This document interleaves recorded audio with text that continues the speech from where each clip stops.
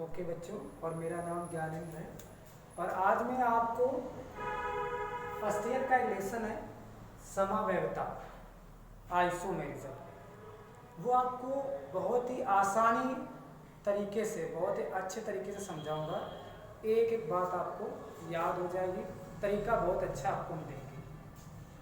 आपको यहाँ जितने भी समावयवता के जो भाग हैं वो उनकी जितनी भी डेफिनेशन है वो सिर्फ 5 मिनट के अंदर आप पूरी तैयार कर सकते हैं। लेकिन पहले आपको तरीका समझना पड़ेगा। एक बार तरीका समझ गए तो आपको मज़ा आएगा इसको याद करने में और इसके सारे पार्ट को तैयार करने में, और हर चीज़ छोटी से छोटी आप बहुत अच्छे से कर सकते हैं। केमिस्ट्री रखना नहीं है, केमिस्ट्री को समझना है तरीके से और बड़ी आसानी से हम उसको तैयार कर सकते हैं। देखेंगे, जरा बता देते हैं कि जैसे समावयवता जो है हम लोग उसे आइसोमेरिज्म बोलते हैं, और समावयवता के दो भाग हैं, संरचनात्मक समावयवता और त्रिविम समावयवता। अभी त्रिविम क्यों होता है, बहुत सारे लोग जानते हैं कि त्रिविम का मतलब क्या होता है, ये भी हम बताएंगे और ये भी अलग से पढ़ाएंगे। पहले हम लोग इस पर चर्चा करेंगे। संरचनात्मक समावयवता के 5 भाग हैं, होते तो 6 हैं, है ना। तो वलय वो आता है, वलय, तो वो वलय जो हम उसमें लेकर के आपको समझाएंगे, ठीक है। अभी आपको हमें 5 ही पढ़ना, ठीक है। तो हम लोग समावयवता पहले स्टार्ट करते हैं। समावयवता किसे कहते हैं, बहुत आसान तरीके से एक बार समझना है कि समावयवता की डिवीजन क्या होती है। वे कार्बनिक यौगिक जिनके अण सूत्र समान हो परंतु उनके संरचना सूत्र भिन्न भिन्न, या उनके भौतिक गुण क्या हो, भिन्न भिन्न, तो वे पदार्थ समावयवी, और ये जो घटना होती है वो समावयवता कहलाती है। तो ऐसे तो बहुत टाइम लगता है उस चीज़ को याद करने में। हम आपको एक तरीका देते, सारी डिफिनेशन एक ही तरह से आप तैयार कर लोगे और उनके एग्जाम्पल भी आपको सटीक समझ लेंगे। जरा सुनिए, जैसे मैं समावयवता की डिफिनेशन को बहुत अच्छे ढंग से बनाऊंगा। देखो,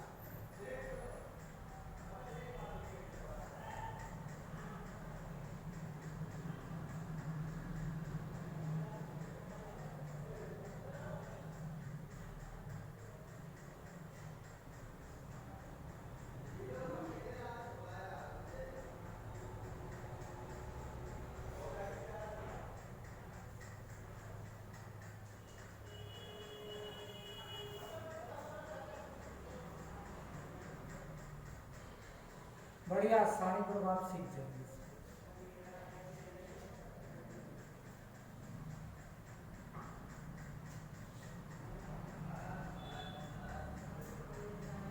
देखिए, एक बड़ी डिफिनेशन या करके बनानी है तो उसको हम आसानी से सीख सकते हैं, पर तरीका देखिए क्या कि वे कार्बनिक यौगिक, सभी डिफिनेशन में आपको ये तो बोलना है कि कार्बनिक यौगिक होते हैं इसमें, है ना। एक कार्बनिक रसायन है तो हम उसकी चर्चा कर रहे हैं।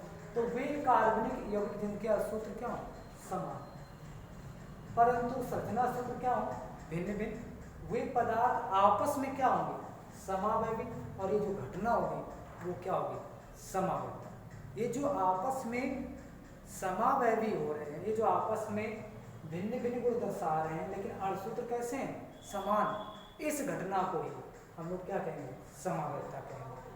अब ये दूसरी डिफिनेशन जो है वो क्या है कि वे कार्बनिक यौगिक जिनके अणुसूत्र क्या हो, समान हो, परंतु भौतिक और रासायनिक गुण कैसे हो, भिन्न भिन्न हो, वे पदार्थ क्या कहलाएंगे, समावयवी, और ये घटना क्या कहलाएगी, समावयवता। देखो, दो डिफिनेशन को एक में ही समाविष्ट कर दिया और बड़ी आसानी से ये याद हो। ये तो हो गई डिफिनेशन, पर हम ये कैसे जानेंगे कि संरचनाएं भिन्न भिन्न हो और भौतिक रासायनिक गुण क्या हो, वो भी भिन्न भिन्न हो। तो कैसे देखेंगे, जरा एक एग्जाम्पल के द्वारा समझें। जैसे यही देख लेते हैं कि C2 और H6 और O, ये कोई एग्जाम्पल है। और हम देखते हैं इसको हम सेट करते हैं, इसके दो हमें संरचना बनानी है जिससे कि हम ये समझ सकते हैं कि भौतिक और रासायनिक गुण भिन्न भिन्न कैसे होंगे। देखो ये दो कार्बन है, एक दो, एक ऑक्सीजन है, मैंने रख दिया। सभी कार्बन के मध्य में जितने भी कार्बन है, दो ही कार्बन है, सिंगल बॉन्ड लगा दिया, यहाँ भी सिंगल बॉन्ड लगा दिया। अब आप सब लोग जानते हो कार्बन को 4 बॉन्ड चाहिए और ऑक्सीजन को 2 बॉन्ड चाहिए, ठीक है। तो इसको हम 4 करते हैं, 4 हो गए, इसको भी 4 चाहिए, 4 हो गए, और इसको 2 चाहिए, ठीक। जहां जहां पे बॉन्ड लगा है वहां पर हम लोग H लगा देंगे, हाइड्रोजन,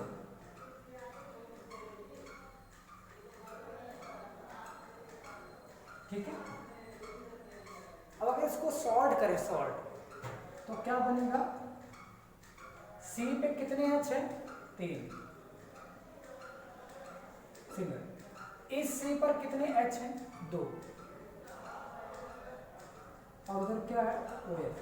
और अगर आप लोग जानते हैं तो इसका नाम एथिल अल्कोहल है, ठीक। अब दूसरा स्ट्रक्चर बनाते हैं उसी 2 कार्बन को लेकर, 2 कार्बन है, ऑक्सीजन कितने हैं, 1, ठीक।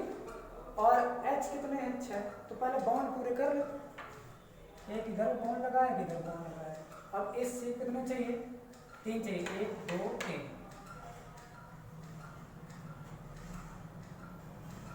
कर दिया। और जहां जहां हमने बॉन्ड लगाया वहां पर हम H लगा देंगे, 1 2 3 4 5 और क्या 6 लगा दिए।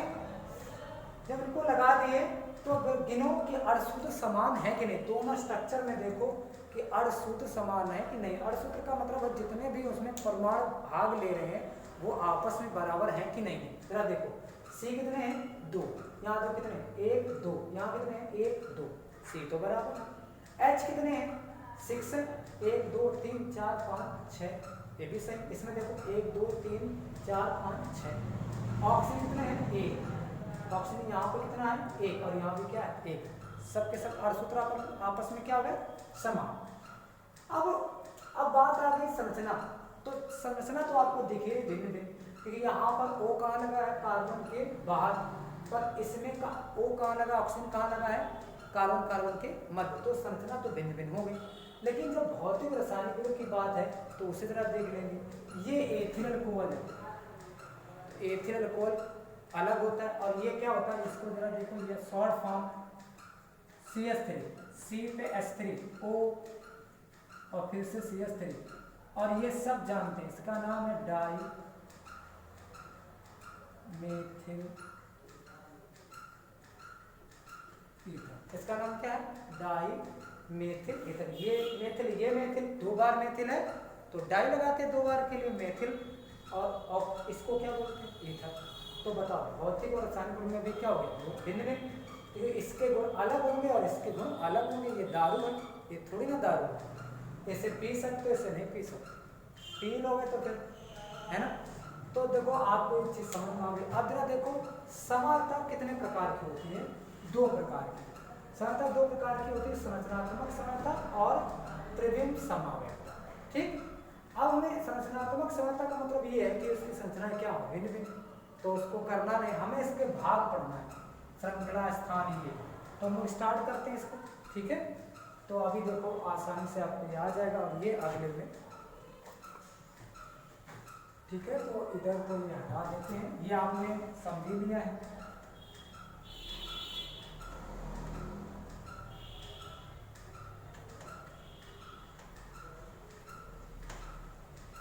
तो श्रृंखला संरचनात्मक समानता के कितने भाग हैं, 5। सबसे पहला, बहुत जल्दी में आप 5 लोग सारे डिफिनेशन याद कर लोगे, पहले बार समझ लीजिए।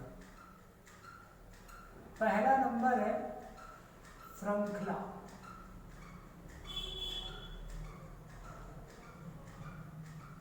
समवेत। श्रृंखला समानता मतलब चैन आइसोमेरिज्म, चैन आइसोमेरिज्म। तो श्रृंखला का मतलब है इसमें जो श्रृंखलाएं हों वो भिन्न भिन्न होनी चाहिए।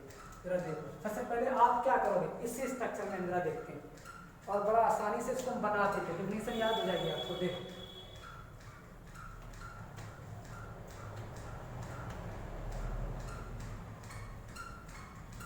देखेंगे अर्धसूत्र क्या है, समान, लेकिन श्रृंखलाएं क्या होनी चाहिए, श्रृंखलाएं।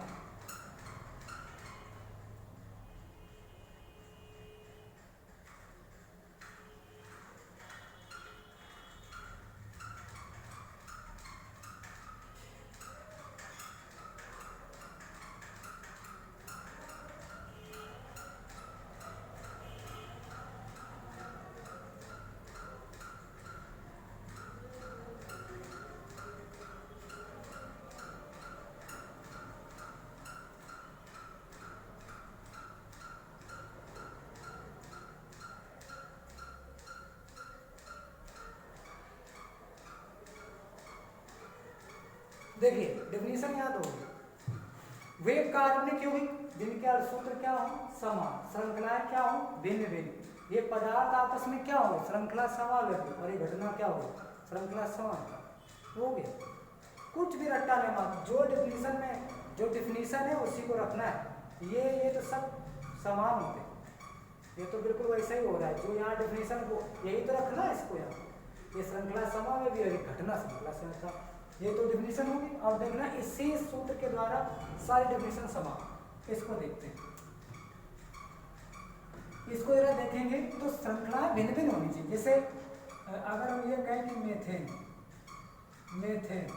मेथेन श्रृंखला सहायता नहीं बना सकती कि इस एक ही कार्बन में नई श्रृंखला कहाँ से आ सकती है, कार्बन में नई श्रृंखलाएं नहीं हो पाती।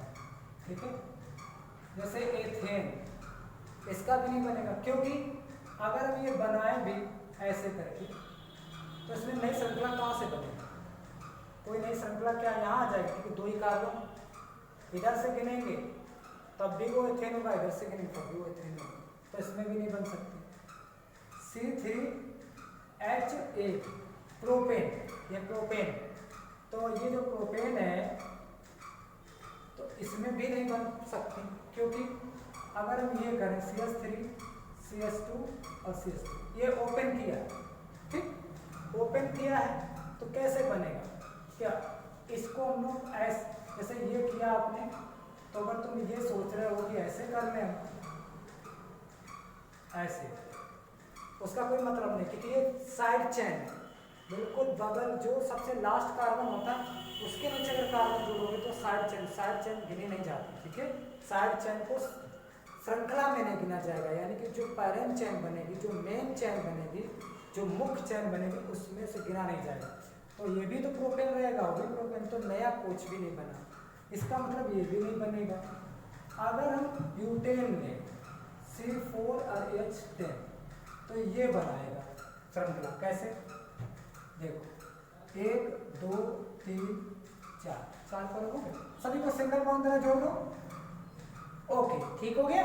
अगर H देखो कितने चाहिए, इसको 3, अब इसको कितना चाहिए, 1 2, इसको 2 चाहिए, इसको भी 2 चाहिए, इसको 3 चाहिए, तो इसको हम लोग कहते हैं एन ब्यूटेन।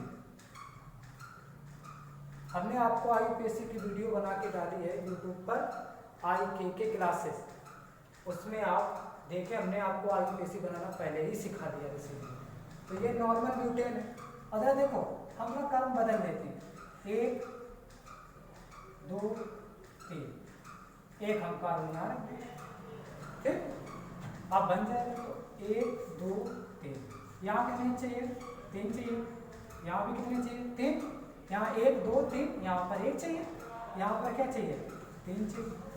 अब देखो ये गिनती करो, 1 2 3, 1 2 1 2 3, 2 नंबर पर ये आ गया, श्रृंखला बदल गई। तो इसको हमने क्या, इसका IUPAC नाम क्या होता है, 2 मेथिल और प्रोपेन, और क्या होगा, 3 कार्बन को क्या कहेंगे, प्रोपेन कहेंगे। तो देखो यही एक ही कंपाउंड है, कार्बन कितने हैं, 4, अर्धसूत्र कैसे होने चाहिए, समान, अर्धसूत्र समान। देखो 1 2 3 4 कार्बन, ये कितने 10, 3 3 6 2 8 2 10, ये तो ठीक है। इसमें देखो कार्बन कितने 4, 1 2 3 4, ठीक। हाइड्रोजन कितने 3 3 6 3 9 और 1 10। इसमें भी 10 हाइड्रोजन, इसमें भी 10 हाइड्रोजन, इसमें भी कार्बन 4 है, इसमें भी कार्बन 4 है। तो अणुसूत्र क्या होगा समान, लेकिन श्रृंखलाएं क्या है भिन्न भिन्न। देखो इसकी अलग श्रृंखला है, इसकी अलग श्रृंखला है। अब श्रृंखलाएं भिन्न भिन्न है तो नाम भी भिन्न हो जाएंगे, हो गए। अब आगे चल के जितने भी हैं आप, जैसे पेंटेन आ गया है, इसका आप बना सकते हो, इसकी बहुत सारी बना सकते हो। तो कुल ना कि हमें ये जानना था कि श्रृंखला कैसे कैसे भिन्न बनेगी। तो ब्यूटेन से सीख लिया, अब आप इससे भी सीख सकते हो, है ना। इसके कितनी बन सकती है जरा देखेंगे इसको। तो क्या होगा 1 2 3 4 पेंटेन का ना, और क्या 5 सिंगल बॉन्ड करो, यहाँ CH3, यहाँ 2, यहाँ 2, यहाँ 2 और यहाँ पर 3। तो इसको हम लोग बोलते हैं नॉर्मल पेंटेन, नॉर्मल पेंटेन। अभी देखो कार्बन सेट करो, 5 कार्बन, 1 2 3 और 4, एक इधर कर दो, 5 हो गए, सेट करो। CH3 यहाँ से देखो इससे भिन्न है ये। अब एक और बन सकती है, 1 2 3, ये भी तो बन सकती है।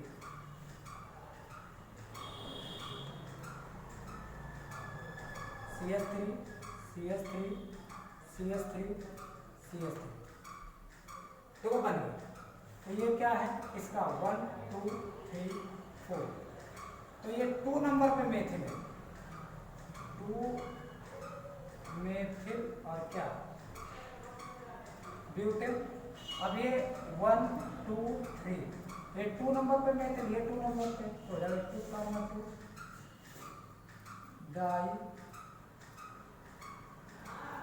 मेथिल, 2 कार्बन 2 डाई मेथिल, और इसका आ जाएगा ये प्रोपेन हो जाएगा, ठीक है। तो इस प्रकार से ये बन गया, ओके। तो इसको हटा देते हम लोग, है ना। तो इस प्रकार से अब इससे बन। अब हम लोग चलेंगे किसमें,